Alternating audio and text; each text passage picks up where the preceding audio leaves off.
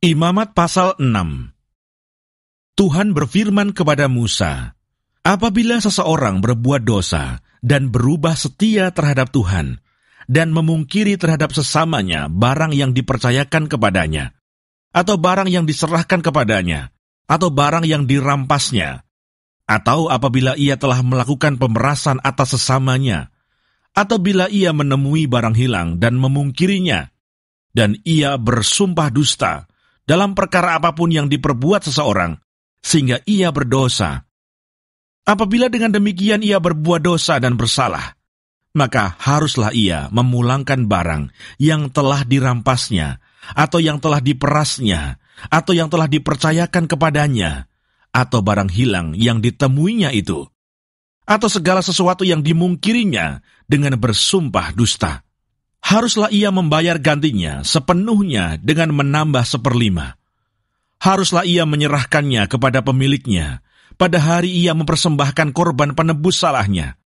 Sebagai korban penebus salahnya, haruslah ia mempersembahkan kepada Tuhan seekor domba jantan yang tidak bercela dari kambing domba yang sudah dinilai menjadi korban penebus salah, dengan menyerahkannya kepada imam. Imam harus mengadakan pendamaian bagi orang itu di hadapan Tuhan, sehingga ia menerima pengampunan atas perkara apapun yang diperbuatnya, sehingga ia bersalah. Korban bakaran. Tuhan berfirman kepada Musa, perintahkanlah kepada Harun dan anak-anaknya, inilah hukum tentang korban bakaran. Korban bakaran itu haruslah tinggal di atas perapian, di atas mezbah, semalam-malaman sampai pagi. Dan api mezbah haruslah dipelihara menyala di atasnya. Imam haruslah mengenakan pakaian lenannya dan mengenakan celana lenan untuk menutup auratnya. Lalu ia harus mengangkat abu yang ada di atas mezbah sesudah korban bakaran habis dimakan api, dan haruslah ia membuangnya di samping mezbah. Kemudian haruslah ia menanggalkan pakaiannya dan mengenakan pakaian lain, lalu membawa abu itu keluar perkemahan ke suatu tempat yang tahir. Api yang di atas mezbah itu harus dijaga supaya terus menyala. Jangan dibiarkan padam. Tiap-tiap pagi imam harus menaruh kayu di atas mezbah, mengatur korban bakaran di atasnya, dan membakar segala lemak korban keselamatan di sana. Harus dijaga supaya api tetap menyala di atas mezbah. Janganlah dibiarkan padam. Korban sajian. Inilah hukum tentang korban sajian. Anak-anak Harun haruslah membawanya ke hadapan Tuhan, ke depan mezbah.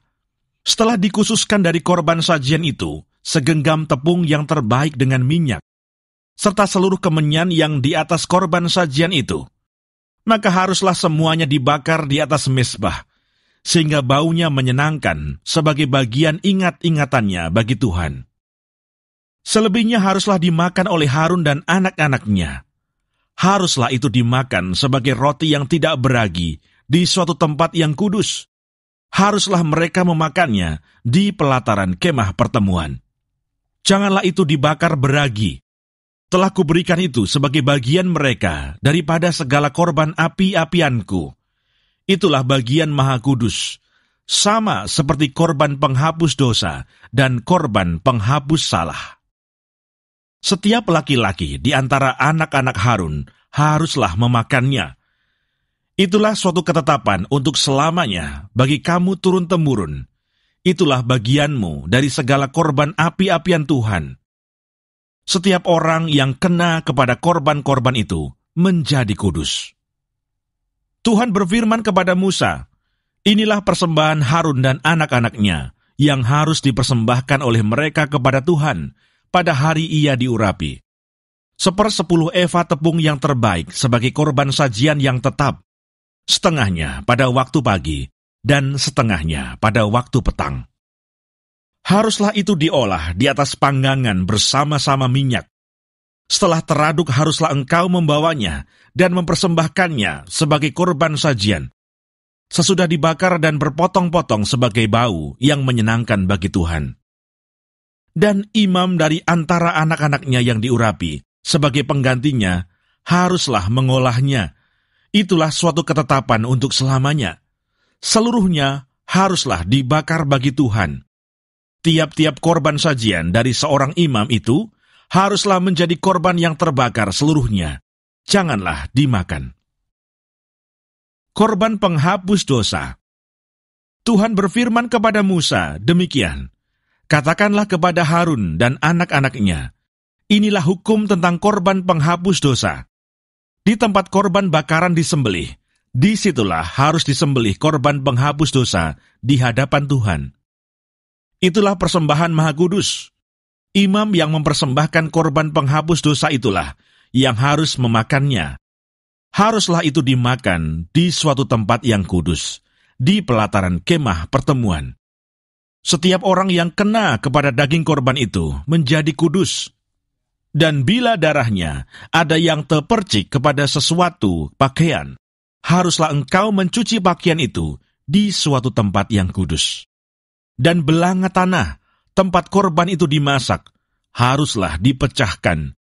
Dan jikalau dimasak di dalam belanga tembaga, haruslah belanga itu digosok dan dibasuh dengan air.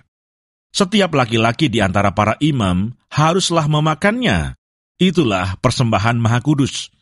Tetapi setiap korban penghapus dosa yang dari darahnya dibawa sebagian ke dalam kemah pertemuan untuk mengadakan pendamaian di dalam tempat kudus, janganlah dimakan, melainkan dibakar habis dengan api."